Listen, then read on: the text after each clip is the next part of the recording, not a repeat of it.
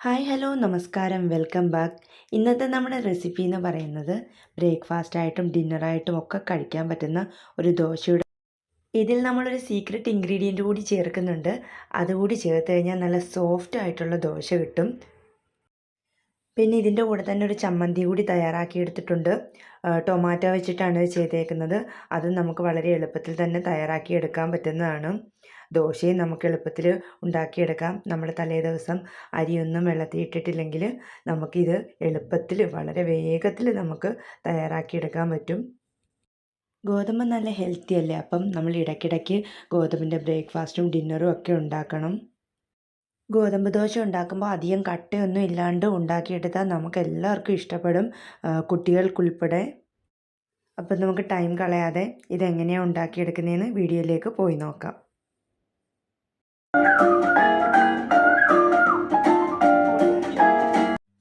ഞാൻ 1 കപ്പ് ആട്ടയാണ് എടുത്തിരിക്കുന്നത്.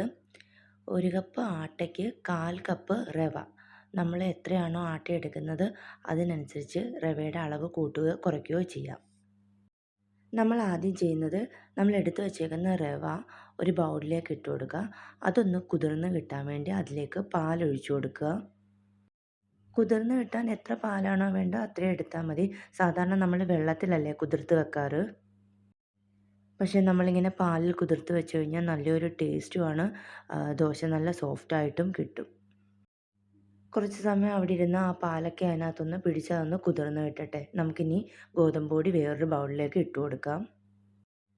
ഇനി അതിലേക്ക് ആവശ്യത്തിനുള്ള ഉപ്പ് ചേർത്ത് കൊടുക്കാം. ഇനി നമുക്ക് ആവശ്യത്തിനുള്ള വെള്ളം ഒഴിച്ചു കൊടുത്ത് ദോശയ്ക്ക് എങ്ങനെയാണോ കലക്കിയെടുക്കുന്നത് അതുപോലെ കട്ടയൊന്നും ഇല്ലാണ്ട് കലക്കിയെടുക്കാം. നമ്മളെടുക്കുന്ന ഗോതമ്പ് പൊടിക്ക് അനുസരിച്ചിട്ടുള്ള വെള്ളം എടുക്കുക. 1 കപ്പ് ഗോതമ്പ് പൊടിയാണെങ്കിൽ ഏകദേശം ഒരു 1.5 കപ്പോളം വെള്ളം ആവശ്യമായിട്ട് വരും. സാധാരണ നമ്മൾ ഗോതമ്പ് ദോശയൊക്കെ ഉണ്ടാക്കുമ്പോൾ അളവ് വെച്ചിട്ടൊന്നും അല്ലല്ലോ ഗോതമ്പ് എടുക്കുന്നത്, അതൊക്കെ ഒരു കണക്കല്ലേ. നമുക്കിനി നേരത്തെ എടുത്ത് വെച്ചേക്കുന്ന കുതിരാൻ വെച്ചേക്കുന്ന റവയും കൂടെ ഇതിനോടൊപ്പം ചേർത്ത് കൊടുക്കാം. റവയുടെ ആ തരിതരിപ്പൊക്കെ മാറി നല്ല സോഫ്റ്റായിട്ട് കിട്ടിയിട്ടുണ്ട്. ഈ റവയും കൂടെ ചേർത്ത് നന്നായിട്ട് മിക്സ് ചെയ്ത് എടുക്കാം. ഇനി ഇതിലേക്ക് ആ ടൈമിൽ വെള്ളം വേണമെങ്കിൽ ഇട്ട് കൊടുക്കാം. ഇനി ഞാൻ കുറച്ച് പഞ്ചസാരയും കൂടി ഇട്ട് കൊടുക്കുന്നുണ്ട്. ഉണ്ടാക്കുന്ന സമയത്ത് ചെറുതായിട്ടൊന്ന് മൊരിഞ്ഞ് കിട്ടാൻ വേണ്ടിയാണ് പഞ്ചസാര ചേർത്ത് കൊടുക്കുന്നത്. അതിനോടൊപ്പം തന്നെ കുറച്ച് വെളിച്ചെണ്ണയും കൂടെ ഒഴിച്ചു കൊടുക്കാം. ഇനി ഒന്നുകൂടി എല്ലാം കൂടി നന്നായിട്ടൊന്ന് മിക്സ് ചെയ്തെടുക്കാം. ഇനി അതിനുശേഷം നമ്മൾ എന്താ ചെയ്യുന്നതെന്ന് വെച്ചാൽ, ഇതിൽ കുറച്ച് കട്ടകളൊക്കെ ഉണ്ടാവുമല്ലോ, അതൊക്കെ ഒന്ന് പോകാൻ വേണ്ടി നമ്മൾ മിക്സിയുടെ ജാറിലേക്ക് ഇട്ട് കൊടുത്ത് നന്നായിട്ടൊന്ന് ഇതൊന്ന് അരച്ചെടുക്കുക, പേസ്റ്റ് പോലെ. നമ്മളെപ്പോൾ ഗോതമ്പ് ദോശ ഉണ്ടാക്കുന്ന സമയത്ത് ഈ മാവ് ഒന്ന് മിക്സിയിലിട്ട് കറക്കിയെടുത്താൽ ഒട്ടും കട്ട ഉണ്ടാവില്ല, നല്ല സോഫ്റ്റായിട്ട് കിട്ടുകയും ചെയ്യും. നമുക്കിനി ഇത് പാത്രത്തിലേക്ക് മാറ്റി കൊടുക്കാം. ഇനി ദോശ ചുട്ടെടുക്കാൻ പോവുകയാണ്. ഒരു പാൻ ചൂടായ ശേഷം അതിലേക്ക് കുറച്ച് നെയ്യോ വെളിച്ചെണ്ണയോ ഒഴിച്ചു കൊടുക്കാം. ചുട്ടെടുക്കുന്ന സമയത്ത് ഒരുപാട് ഫ്ലെയിം ആവല്, കരിഞ്ഞു പോകാൻ ചാൻസ് ഉണ്ട്.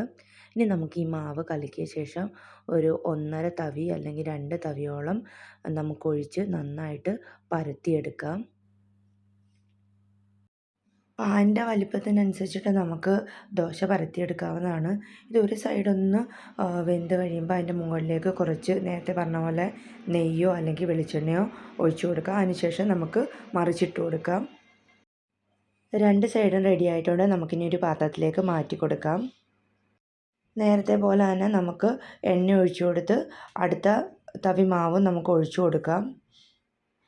ദോശ ഉണ്ടാക്കുന്ന സമയത്ത് നമുക്ക് അടച്ച് വെച്ചിട്ട് ഇത് വേവിച്ചെടുക്കാം.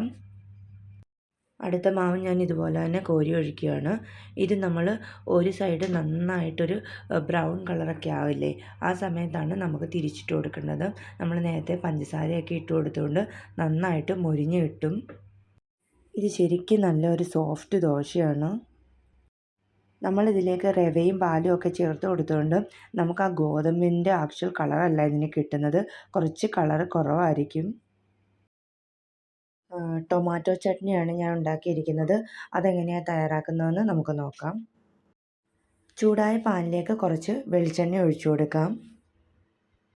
വെളിച്ചെണ്ണ ഒന്ന് ചൂടായി കഴിയുമ്പോൾ നമുക്ക് ചമ്മന്തിക്ക് വേണ്ട സാധനങ്ങൾ ഇട്ട് കൊടുക്കാം. ആദ്യമായിട്ട് നമ്മൾ ചേർത്ത് കൊടുക്കുന്നത് കുറച്ച് വെളുത്തുള്ളി അരിഞ്ഞതാണ്. ഒരു 3-4 വെളുത്തുള്ളി ചെറുതായിട്ട് അരിഞ്ഞത് ഇട്ട് കൊടുക്കാം. വെളുത്തുള്ളി ഒന്ന് ചെറുതായിട്ട് ചൂടായി കഴിയുമ്പോൾ നമുക്ക് അതിലേക്ക് സവാള അരിഞ്ഞത് ചേർത്ത് കൊടുക്കാം. ഞാനിവിടെ ഒരു സവാളയാണ് എടുത്തിരിക്കുന്നത്, ഒരു മീഡിയം സൈസ് സവാള. ഇനി അതിലേക്ക് നമുക്ക് തക്കാളി ചേർത്ത് കൊടുക്കാം. നല്ല പഴുത്ത തക്കാളി ഒരെണ്ണമാണ് എടുത്തിരിക്കുന്നത്. ഇതെല്ലാം കൂടി എണ്ണയിൽ നന്നായിട്ടൊന്ന് വഴറ്റിയെടുക്കണം. നമുക്ക് എത്ര ചമ്മന്തിയാണോ വേണ്ടത് അതിനനുസരിച്ചിട്ടുള്ള തക്കാളിയും സവാളയൊക്കെ നമുക്ക് എടുക്കാവുന്നതാണ്. ഇനി ഇതൊന്ന് വഴണ്ട് കിട്ടാൻ വേണ്ടി ഇതിലേക്ക് കുറച്ച് ഉപ്പ് ചേർത്ത് കൊടുക്കാം. തക്കാളിയും സവാളയൊക്കെ നന്നായിട്ട് വഴണ്ട് വന്നിട്ടുണ്ട്. ഇനി നമുക്കിതിലേക്ക് പൊടികൾ ചേർത്ത് കൊടുക്കാം. കായപ്പൊടി, ഒരു നുള്ള് കായപ്പൊടിയാണ് ചേർക്കുന്നത്. ഇനി ബാക്കി പൊടികൾ എന്ന് പറയുന്നത് മുളക് പൊടിയാണ്.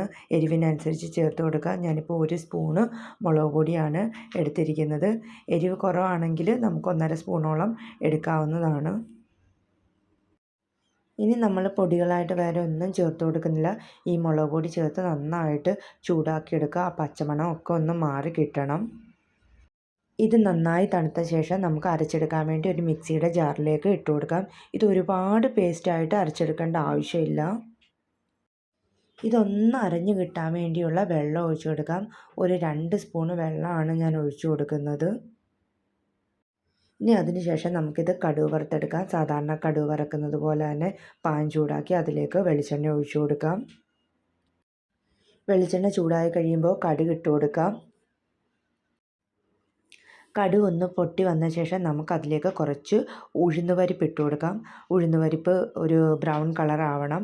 അതിനുശേഷം നമുക്കതിലേക്ക് കറിവേപ്പിലയും ചുവന്ന മുളകും ചേർത്ത് കൊടുക്കാം. അതിനുശേഷം നമ്മൾ അരച്ച് വച്ചേക്കുന്ന ചമ്മന്തി ഇതിലേക്ക് ഇട്ട് കൊടുക്കാം. എണ്ണയിൽ ഇനി ഈ ചമ്മന്തി നമുക്ക് നന്നായിട്ടൊന്ന് ചൂടാക്കിയെടുക്കാം. ഇത് ചൂടാക്കുന്ന സമയത്ത് ഈ ചമ്മന്തിയുടെ കളറൊക്കെ ഒന്ന് മാറി കിട്ടും. ഉപ്പ് വേണമെന്ന് നോക്കുക. ഉപ്പ് വേണമെങ്കിൽ നമുക്ക് ആവശ്യത്തിനുള്ള ഇട്ട് കൊടുക്കാം. നമ്മൾ അത്രയും ഒരു സവാളയും ഒരു തക്കാളിയും എടുത്തിട്ട് ഇത്രയും ക്വാണ്ടിറ്റിയാണ് നമുക്ക് കിട്ടിയത്. അപ്പോൾ ഗോതമ്പ് കൊണ്ടുള്ള സോഫ്റ്റായിട്ടുള്ള ദോശയും ചമ്മന്തിയും റെഡി ആയിട്ടുണ്ട്. നമ്മളെടുത്തത് 1 കപ്പ് ഗോതമ്പ് പൊടിയും 1/4 കപ്പ് റവയാണ്. അതിനെനിക്കൊരു 6-7 ഈ വലിപ്പത്തിലുള്ള ദോശ കിട്ടിയിട്ടുണ്ട്. നമുക്ക് വളരെ എളുപ്പത്തിലൊരു 10 മിനിറ്റ് തന്നെ അധികമാവും. നമ്മൾ ദോശയും ചമ്മന്തിയും ദോശ ഉണ്ടാക്കുന്ന സമയത്ത് തന്നെ നമുക്ക് ചമ്മന്തിക്ക് വേണ്ടിയുള്ള ഉള്ളിയൊക്കെ തയ്യാറാക്കി വെച്ചാൽ നമുക്കൊരു 10 മിനിറ്റിനുള്ളിൽ തന്നെ ഇതുണ്ടാക്കിയെടുക്കാവുന്നതാണ്. അത്രത്തോളം ഈസിയും ഹെൽത്തിയുമായിട്ടുള്ള ഒരു റെസിപ്പിയാണിത്. അപ്പോൾ ഞാൻ തയ്യാറാക്കി ഈ ഒരു ദോശയുടെയും ചട്നിയുടെയും റെസിപ്പി നിങ്ങൾക്ക് ഇഷ്ടപ്പെട്ടിട്ടുണ്ടെങ്കിൽ നിങ്ങളുടെ അഭിപ്രായങ്ങളൊക്കെ കമൻ്റായിട്ട് അറിയിക്കുക. ഇനി ഇതുപോലെയുള്ള പുതിയ പുതിയ വീഡിയോ ആയിട്ടൊക്കെ നമുക്ക് കാണാം. അതിനുറപ്പായിട്ട് നിങ്ങളുടെ വിലയേറിയ അഭിപ്രായങ്ങൾ ഉണ്ടാവണം. നിങ്ങൾ ചാനലൊന്ന് സബ്സ്ക്രൈബ് ചെയ്യാൻ മറക്കരുത്. ഇനി നമുക്ക് അടുത്ത ദിവസം പുതിയൊരു വീഡിയോയുമായി കാണാം. അതുവരെ ബൈ.